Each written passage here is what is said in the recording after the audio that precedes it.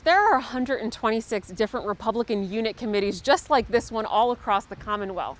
And Steve Knox, the chair of this one, the Republican Committee of Fairfax County, says that every independent state and county can have their own. But this one in Fairfax County with over 600 members is the largest. When I walked into those office doors earlier today, I saw hand sanitizer on the counter and masks around, but none of the workers were actually wearing masks at the time. So I asked Knox why that's the case and if their stance on masks had changed given the president's positive coronavirus diagnosis. Can hit anybody, anywhere, and this shows that. Steve Knox is the chairman of the Fairfax County Republican Committee.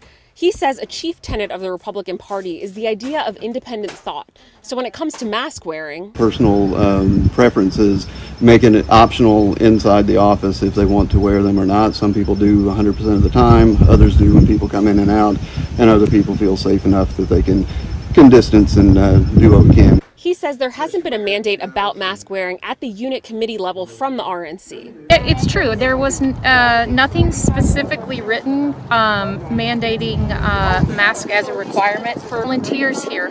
Maria Sherwell is a volunteer with the Fairfax County Republican Committee.